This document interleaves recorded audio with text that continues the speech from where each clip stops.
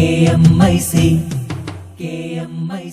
നാടിന്റെ ചലനങ്ങൾ കൺമുന്നിൽ കാണാം, വാർത്താവിശേഷത്തിൻ ചെപ്പു തുറക്കാം. KMIC news.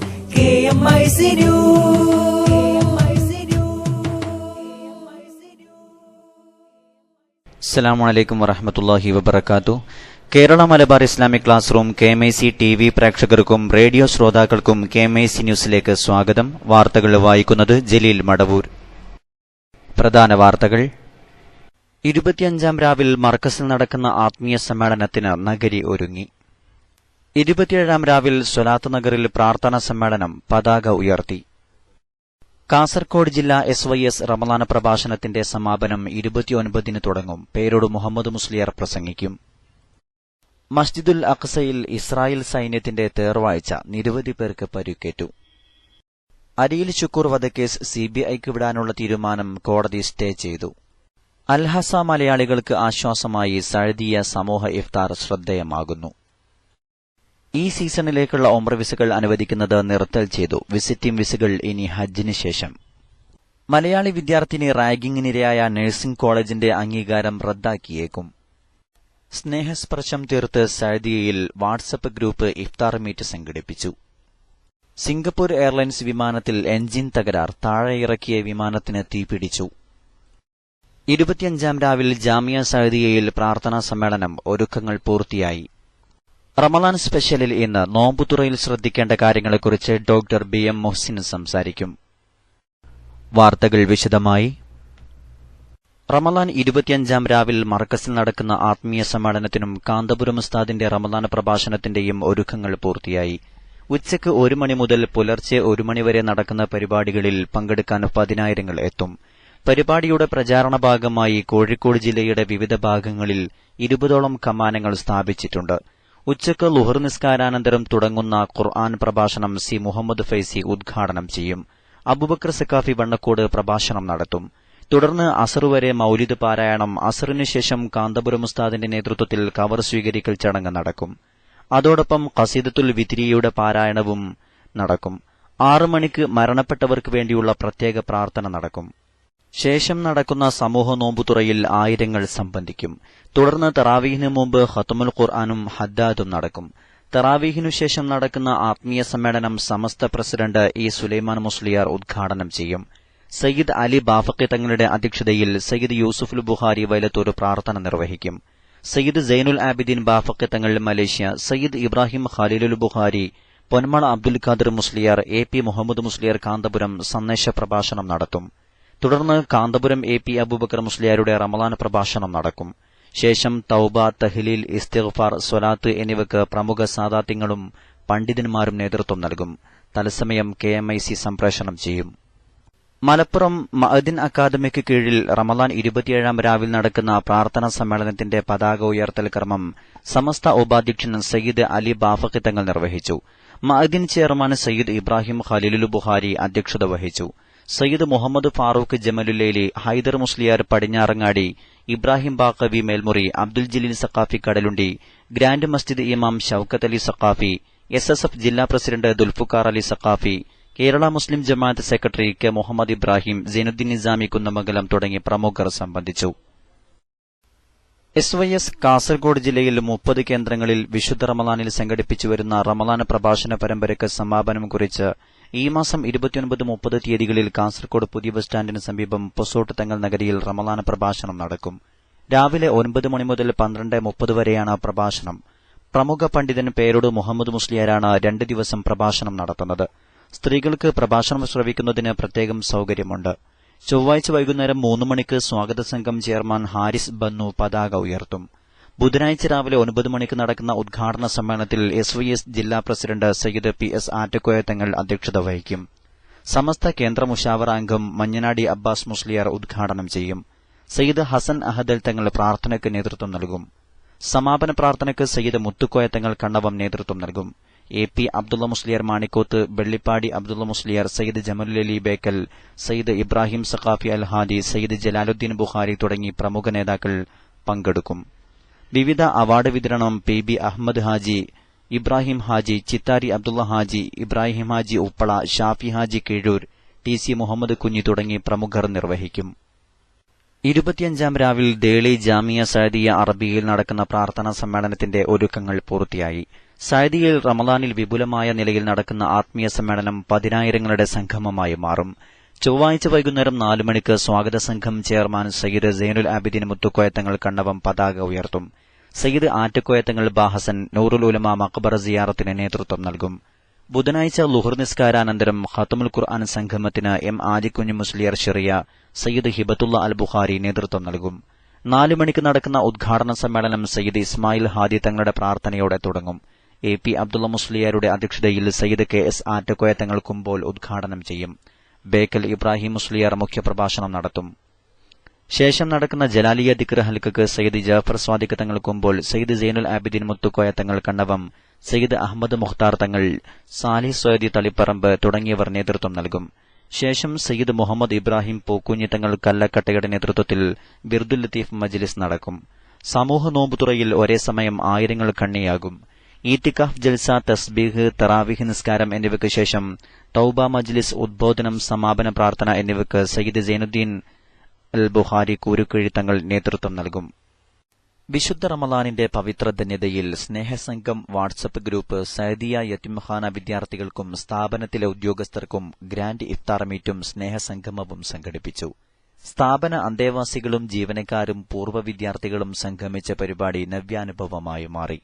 സഅദിയ യതീംഖാന ഓഡിറ്റോറിയത്തിൽ നടന്ന പരിപാടിയിൽ യതീംഖാന മാനേജർ അബ്ദുൽ ഹമീദ് മൗലവി അധ്യക്ഷത വഹിച്ചു. സയ്യിദ് ഹിബത്തുള്ള അഹ്സനി, ഷറഫുദ്ദീൻ സഅദി, ഡോക്ടർ അബൂബക്കർ മുട്ടത്തോടി, ഉസ്മാൻ സഅദി, നൌഫൽ സഅദി തുടങ്ങിയ പ്രമുഖർ സംബന്ധിച്ചു. പരിപാടിക്ക് തുടക്കം കുറിച്ച് നടന്ന MA ഉസ്താദ് മഖബർ സിയാറത്തിന് സയ്യിദ് ഹിബത്തുള്ള അഹ്സനി നേതൃത്വം നൽകി. ഈ സീസണിലേക്കുള്ള ഉംറ വിസകൾ അനുവദിക്കുന്നത് നിർത്തൽ ചെയ്തതായി ഹജ്ജ് ഉംറ കാര്യ മന്ത്രാലയം അറിയിച്ചു. നിലവിൽ 64 ലക്ഷത്തോളം ഉംറ വിസകൾ ഈ സീസണിൽ മാത്രം ഇഷ്യൂ ചെയ്തിട്ടുണ്ട്. ഇത് കഴിഞ്ഞ വർഷത്തേക്കാൾ 7% അധികമാണ്. ഏറ്റവും കൂടുതൽ തീർത്ഥാടകർ എത്തിയിട്ടുള്ളത് ഈജിപ്തിൽ നിന്നാണ്. പാകിസ്ഥാനും ഇന്തോനേഷ്യയുമാണ് യഥാക്രമം 2, 3 സ്ഥാനങ്ങൾ. ഹജ്ജ് സീസൺ വരുന്നതിനാൽ നിലവിൽ വിസിറ്റിംഗ് വിസകൾ അനുവദിക്കുന്നത് നിർത്തൽ ചെയ്തിരുന്നു. ഹജ്ജിന് ശേഷം അപേക്ഷിക്കാനാണ് ഇപ്പോൾ വിസിറ്റിംഗ് വിസയ്ക്ക് അപേക്ഷിക്കുന്നവർക്ക് മെസ്സേജ് വരുന്നത്. മലയാളികളടക്കമുള്ള വിദേശികൾക്ക് ആശ്വാസമായി അൽഹസ സഅദിയ സമൂഹ ഇഫ്താർ ശ്രദ്ധേയമാകുന്നു. റമളാൻ 1 മുതൽ നടന്നുവരുന്ന സമൂഹ ഇഫ്താറിൽ അൽഹസയിലെ മലയാളികളും മറ്റ് സംസ്ഥാനക്കാരും അടക്കം ദിനേന 200ഓളം പേർ പങ്കെടുക്കുന്നുണ്ട്. ജാമിയ സഅദിയ അറബിയയുടെ അൽഹസ കമ്മിറ്റിയാണ് 6 വർഷമായി മുടങ്ങാതെ ഈ മഹാസംരംഭം നടത്തിവരുന്നത്. ജോലിയുള്ളതിനാൽ സമയം ലഭ്യമാകാതെ വരുന്ന ഒട്ടനവധി പേർക്ക് ഈ ഇഫ്താർ സംഗമം ആശ്വാസമാകുന്നു. മുൻ വർഷങ്ങളെ അപേക്ഷിച്ച് നോമ്പു തുറക്കെത്തുന്നവരുടെ ആധിക്യം കണക്കിലെടുത്ത് വിശാലമായ കെട്ടിടത്തിലേക്ക് അൽഹസ സഅദിയയുടെ ആസ്ഥാനം തന്നെ ഈയടുത്ത് മാറ്റുകയുണ്ടായി. പ്രമുഖ സയ്യിദന്മാരും പണ്ഡിതരും വിവിധ ദിവസങ്ങളിൽ സംഗമത്തിലെത്തി പ്രാർത്ഥന കൊണ്ട് അനുഗ്രഹിക്കുന്നുണ്ട്. സമസ്ത കേരള ജമിയത്തുൽ ഉലമയുടെ മുൻ പ്രസിഡന്റും മുസ്ലിം കേരളത്തിന്റെ നവോത്ഥാന ശില്പിയുമായിരുന്ന നൂറുൽ ഉലമ MA അബ്ദുൽ ഖാദർ മുസ്ലിയാരുടെ മേൽനോട്ടത്തിൽ കഴിഞ്ഞ 4.5 പതിറ്റാണ്ട് കാലമായി കാസർകോട് ജില്ലയിൽ പ്രവർത്തിച്ചുവരുന്ന മതഭൌതിക സമന്വയ വിദ്യാഭ്യാസ സ്ഥാപനമാണ് ജാമിയ സഅദിയ അറബിയ. ഫലസ്തീനിലെ വിശുദ്ധമായ മസ്ജിദുൽ അഖ്സയിൽ ഇസ്രായേൽ പോലീസിന്റെ തേർവാഴ്ചയിൽ നിരവധി പേർക്ക് പരുക്കേറ്റു. ജൂതവിഭാഗം പള്ളിയിൽ അതിക്രമിച്ച് കയറിയതിനെ തുടർന്നുണ്ടായ സംഘർഷത്തിലും ഏറ്റുമുട്ടലിലും നിരവധി ഫലസ്തീനികൾക്ക് പരുക്കേറ്റു. ഗ്യാസ് ബോംബ് അടക്കമുള്ള ആയുധങ്ങളുമായി എത്തിയ സംഘമാണ് മസ്ജിദുൽ അഖ്സയിൽ ഭീകരാന്തരീക്ഷം സൃഷ്ടിച്ചത്. ഇതിനു പിന്തുണയുമായി ഇസ്രായേൽ പോലീസും പള്ളിയിൽ അഴിഞ്ഞാടിയതോടെ രംഗം വഷളായി. വിശുദ്ധ റമളാനിൽ ആരാധനാ കർമ്മങ്ങൾക്കായി പള്ളിയിലെത്തിയ 30ഓളം ഫലസ്തീനികൾക്ക് പരുക്കേറ്റതായാണ് റിപ്പോർട്ടുകൾ വ്യക്തമാക്കുന്നത്. വിശ്വാസികളെ ബലം പ്രയോഗിച്ച് പള്ളിയിൽ നിന്ന് പുറത്താക്കിയ പോലീസ് ക്രൂരമായി മർദ്ദിക്കുകയും ചെയ്തു. ഇസ്രായേൽ പോലീസിന്റെ വിളയാട്ടം കാണാം.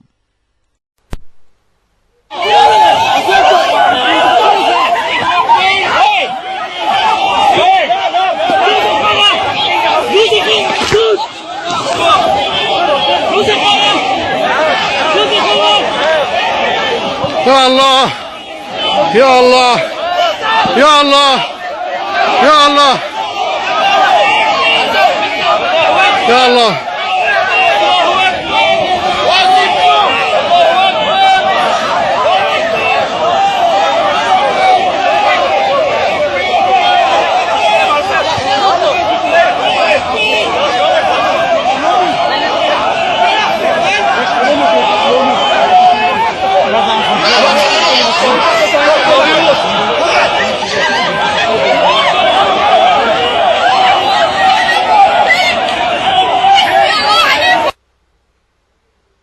വിശുദ്ധ റമദാനിന്റെ അവസാനത്തെ 10 ദിവസങ്ങളിൽ മുസ്ലിങ്ങൾക്ക് മാത്രമാണ് പള്ളിയിലേക്ക് പ്രവേശനം അനുവദിക്കുന്നത്. ഇത് ലംഘിച്ച് ജൂതർ പള്ളിയിലേക്ക് ഇരച്ചുകയറിയതാണ് സംഘർഷത്തിലേക്ക് നയിച്ചത്. കർണാടകയിലെ കലബുർഗയിൽ മലയാളി വിദ്യാർത്ഥിനി റാഗിങ്ങിനിരയായ നഴ്സിംഗ് കോളേജിന്റെ അംഗീകാരം റദ്ദാക്കിയേക്കും. അന്വേഷണ കമ്മീഷന്റെ റിപ്പോർട്ട് ലഭിച്ചാലുടൻ കോളേജിനെതിരെ കർശന നടപടിയുണ്ടാകുമെന്ന് Indian nursing council president T Dileep Kumar ഡൽഹിയിൽ അറിയിച്ചു. കോളേജിന്റെ ഭാഗത്തുനിന്ന് ഗുരുതര വീഴ്ച സംഭവിച്ചതായി അന്വേഷണ കമ്മീഷൻ കണ്ടെത്തിയിട്ടുണ്ട്. റാഗിംഗ് തടയാനുള്ള നിർദ്ദേശങ്ങൾ നടപ്പാക്കിയിട്ടില്ല. അംഗീകാരം റദ്ദാക്കുന്നത് സംബന്ധിച്ച് ഇന്ത്യൻ നഴ്സിംഗ് കൌൺസിലിന്റെ എക്സിക്യൂട്ടീവ് കമ്മിറ്റി തീരുമാനമെടുക്കും. നഴ്സിംഗ് കോളേജുകളിൽ റാഗിംഗ് തടയുന്നതിനുള്ള നടപടികൾ കൂടുതൽ കർശനമാക്കുമെന്നും ടി ദിലീപ് കുമാർ പറഞ്ഞു. അരിയിൽ ഷുക്കൂർ വധക്കേസ് സിബിഐക്ക് വിടാനുള്ള ഉത്തരവിന് stay. P Jayarajan, T V Rajesh എന്നിവർ നൽകിയ ഹർജിയിലാണ് നടപടി. ഷുക്കൂറിന്റെ മാതാവ് PC ആത്തിക്ക സമർപ്പിച്ച ഹർജിയിലാണ് ഹൈക്കോടതി സിംഗിൾ ബെഞ്ച് സിബിഐ അന്വേഷണത്തിന് ഉത്തരവിട്ടത്. ഇതാണ് ഡിവിഷൻ ബെഞ്ച് തടഞ്ഞത്. കേസ് ഡയറി പരിശോധിക്കാതെയാണ് സിബിഐ അന്വേഷണം പ്രഖ്യാപിച്ചത്. സിബിഐ അന്വേഷിക്കേണ്ട പ്രത്യേക സാഹചര്യം ഈ കേസിലില്ല തുടങ്ങിയ പ്രതിഭാഗത്തിന്റെ വാദം അംഗീകരിച്ചാണ് കോടതി ഉത്തരവ് സ്റ്റേ ചെയ്തത്. തളിപ്പറമ്പ് പട്ടുവം അരിയിൽ സ്വദേശിയും മുസ്ലിം യൂത്ത് ലീഗ് പ്രവർത്തകനുമായിരുന്ന അബ്ദുൽ ഷുക്കൂർ CPM ശക്തി കേന്ദ്രമായ ചെറുകുന്ന് കീഴറയിൽ 2012 ഫെബ്രുവരി 20 പകൽ 1 മണിക്കാണ് കൊല്ലപ്പെട്ടത്. CPM ജില്ലാ സെക്രട്ടറിയായിരുന്ന P Jayarajan, T V Rajesh എന്നിവർ സഞ്ചരിച്ച വാഹനത്തിനു നേരെ അന്ന് യൂത്ത് ലീഗ് പ്രവർത്തകർ ആക്രമണം നടത്തിയിരുന്നു. പിന്നീട് ക്രിക്കറ്റ് കളിക്കിടെ പരിക്കേറ്റ സുഹൃത്തിനെ ആശുപത്രിയിലേക്ക് കൊണ്ടുപോവുകയായിരുന്ന ഷുക്കൂറിനെ CPM നേതാക്കളുടെ നിർദ്ദേശാനുസരണം തടഞ്ഞു കൊലപ്പെടുത്തിയെന്നാണ് കേസ്. ഇറ്റലിയിലെ മിലാനിലേക്ക് പറന്ന സിംഗപ്പൂർ എയർലൈൻസ് വിമാനം എഞ്ചിൻ തകരാറിനെ തുടർന്ന് അടിയന്തരമായി നിലത്തിറക്കി. നിലത്തിറക്കിയ ഉടനെ എഞ്ചിനിൽ തീ പടർന്നു. രാവിലെ 6:50ഓടെയായിരുന്നു സംഭവം. 222 യാത്രക്കാരും 19 ജീവനക്കാരുമാണ് വിമാനത്തിലുണ്ടായിരുന്നത്. ഇവരെല്ലാം സുരക്ഷിതരാണെന്ന് അധികൃതർ അറിയിച്ചു. വിമാനം പറന്നുകൊണ്ടിരിക്കെ എഞ്ചിൻ ഓയിൽ വാണിംഗ് എന്ന മുന്നറിയിപ്പ് സന്ദേശം ലഭിച്ചതിനെ തുടർന്ന് വിമാനം നിലത്തിറക്കാൻ പൈലറ്റ് തീരുമാനിക്കുകയായിരുന്നു. എന്നാൽ ചങ്കി വിമാനത്താവളത്തിൽ ഇറക്കിയ ഉടനെ വിമാനത്തിന്റെ വലത് എഞ്ചിനിൽ തീ പടരുകയായിരുന്നു. വിമാന ഇന്ധനം ചിറകിന് സമീപത്തേക്കും തറയിലും വാർന്നതാകാം തീപിടിച്ചതിന് കാരണമെന്നാണ് പ്രാഥമിക നിഗമനം. കർണാടകയിലെ കൽബുർഗ നഴ്സിംഗ് കോളേജിൽ റാഗിങ്ങിനിരയായ എടപ്പാളിലെ ദളിത് വിദ്യാർത്ഥിനി അശ്വതിയിൽ നിന്ന് കർണാടക പോലീസിന്റെ അന്വേഷണ സംഘം മൊഴിയെടുത്തു. ഡിവൈഎസ്പി ജാൻവിയുടെ നേതൃത്വത്തിൽ 2 CIമാർ ഉൾപ്പെടുന്ന സംഘമാണ് മൊഴിയെടുത്തത്. 2 SIമാർ, 2 ASIമാർ, 1 വനിതാ ASI, 2 ഹെഡ് കോൺസ്റ്റബിൾമാർ, 2 കോൺസ്റ്റബിൾമാർ എന്നിവരാണ് കർണാടക പോലീസ് സംഘത്തിലുള്ളത്. Kozhikode medical college police register ചെയ്ത കേസിന്റെ FIR വ്യാഴാഴ്ച കർണാടക പോലീസിന് കൈമാറിയിരുന്നു. ഇതിന്റെ അടിസ്ഥാനത്തിൽ അറസ്റ്റിലായ 3 സീനിയർ വിദ്യാർത്ഥിനികളെ കോടതി 14 ദിവസത്തേക്ക് റിമാൻഡ് ചെയ്തിട്ടുണ്ട്. കൃഷ്ണപ്രിയ, ആതിര, ലക്ഷ്മി എന്നിവരാണ് റിമാൻഡിലായത്. മറ്റൊരു വിദ്യാർത്ഥിനിയായ ശിൽപ ജോയ്സിനെ അറസ്റ്റ് ചെയ്തിട്ടില്ല. പൊള്ളലിന്റെ തീവ്രത മനസ്സിലാക്കാൻ അശ്വതിക്ക് എൻഡോസ്കോപ്പി ചെയ്തെങ്കിലും അന്നനാളത്തിന്റെ ദ്വാരം കണ്ടെത്തിയതിനാൽ ഭക്ഷണം നൽകാനാകില്ല. ചൊവ്വാഴ്ച വീണ്ടും എൻഡോസ്കോപ്പി ചെയ്യുമെന്ന് ഡോക്ടർമാർ അശ്വതിയുടെ ബന്ധുക്കളെ അറിയിച്ചു. ദ്രാവകം കൊണ്ട് പൊള്ളിയ ആന്തരികാവയവങ്ങളിലെ മുറിവുകൾ ഉണങ്ങിയാൽ മാത്രമേ ഉടൻ ശസ്ത്രക്രിയ ഉണ്ടാവുകയുള്ളൂ. ഇനി റമദാൻ സ്പെഷ്യലിൽ നോമ്പുതുറയിൽ ശ്രദ്ധിക്കേണ്ട കാര്യങ്ങളെക്കുറിച്ച് ഡോക്ടർ BM മുഹ്സിൻ സംസാരിക്കുന്നു. അസ്സലാമു അലൈക്കും വറഹ്മത്തുള്ളാഹി വബറകാതുഹു. നോമ്പ് തുറക്കുമ്പോൾ ശ്രദ്ധിക്കേണ്ട കാര്യങ്ങൾ എന്തൊക്കെയാണ്? മതം നമ്മളോട് പറഞ്ഞിട്ടുള്ളത് നോമ്പ് തുറക്കാൻ വേണ്ടി നിങ്ങൾ ഉപയോഗിക്കേണ്ടത് ഈത്തപ്പഴം അല്ലെങ്കിൽ കാരക്ക, അതുമല്ലെങ്കിൽ വെള്ളം എന്നാണ്. എന്തുകൊണ്ടാണ് ഇങ്ങനെ പറഞ്ഞത്? ചില ആളുകൾ പറയാറുണ്ട് അത് സൗദിയിൽ കൂടുതൽ കിട്ടുന്നത് ഈത്തപ്പഴമായതുകൊണ്ടായിരിക്കും ഒരുപക്ഷെ അങ്ങനെ പറഞ്ഞത്, അവിടെ കൂടുതൽ അവൈലബിലിറ്റി ഉള്ള സാധനമായതുകൊണ്ടായിരിക്കും അങ്ങനെ പറഞ്ഞത് എന്ന് പലരും പറയാറുണ്ട്. അങ്ങനെയല്ല. അത് എന്താണ് ഈത്തപ്പഴത്തിന്റെ പ്രത്യേകത? ഈത്തപ്പഴത്തിന്റെ ആരോഗ്യകരമായ അല്ലെങ്കിൽ അതിൽ അടങ്ങിയിരിക്കുന്ന ആരോഗ്യത്തിന്റെ കണ്ടന്റിനെ കുറിച്ച് പഠനങ്ങൾ നടന്നിട്ടുണ്ട്. അവർ പറയുന്നത് ഒരു മനുഷ്യന് എല്ലാ ദിവസവും അത്യാവശ്യമായിട്ടുള്ള ഡെയിലി ന്യൂട്രിയൻസ്, എല്ലാ ദിവസവും ഒരു മനുഷ്യന്റെ ആരോഗ്യത്തിന് അത്യന്താപേക്ഷിതമായിട്ടുള്ള മുഴുവൻ ഘടകങ്ങളും അടങ്ങിയിട്ടുള്ള ഭക്ഷണ പദാർത്ഥമാണ് ഈന്തപ്പഴം എന്നാണ്. ഒരു മനുഷ്യന് എല്ലാ ദിവസവും നിർബന്ധമായും അവൻ ലഭിച്ചിരിക്കേണ്ട കാര്യങ്ങളാണ് കാർബോഹൈഡ്രേറ്റ്സ്, അന്നജം, അതുപോലെ തന്നെ പ്രോട്ടീൻ, മാംസ്യം, vitamin A, B, C, D, E, K എന്നീ ജീവകങ്ങൾ മുഴുവനും, അതേപോലെ തന്നെ ഫാറ്റ്, നമ്മുടെ കൊഴുപ്പ്, മിനറൽസ്, അതായത് ധാതു ലവണങ്ങൾ, ഇത്തരത്തിലുള്ള എല്ലാ കാര്യങ്ങളും ഒരു മനുഷ്യന്റെ ഡെയിലി ജീവിതത്തിൽ അദ്ദേഹത്തിന് ലഭിച്ചിരിക്കേണ്ട കാര്യങ്ങളാണ്. എന്നാൽ ഈത്തപ്പഴത്തിൽ ഈ പറഞ്ഞ മുഴുവൻ കാര്യങ്ങളും അടങ്ങിയിട്ടുള്ള ഭക്ഷണ പദാർത്ഥമാണ് ഈത്തപ്പഴം എന്നതുകൊണ്ട് കൂടെയാണ് നോമ്പ് തുറക്കാൻ വേണ്ടി നിങ്ങൾ ഈത്തപ്പഴം തന്നെ ഉപയോഗിക്കണമെന്ന് വിശുദ്ധമായ മതം നമ്മളെ പഠിപ്പിച്ചിട്ടുള്ളത്. അല്ലാതെ അതിന് ആ നാടുമായി അല്ലെങ്കിൽ മറ്റേതെങ്കിലും പ്രദേശവുമായി ബന്ധപ്പെട്ട ഏതെങ്കിലും പ്രത്യേകതകൾ ഉള്ളതുകൊണ്ടല്ല. ഇനി നോമ്പ് തുറക്കുമ്പോൾ ശ്രദ്ധിക്കേണ്ട ചില കാര്യങ്ങളുണ്ട്. നോമ്പ് തുറക്കുമ്പോഴത്തേക്കും കയറി അറ്റാക്ക് ചെയ്യരുത്.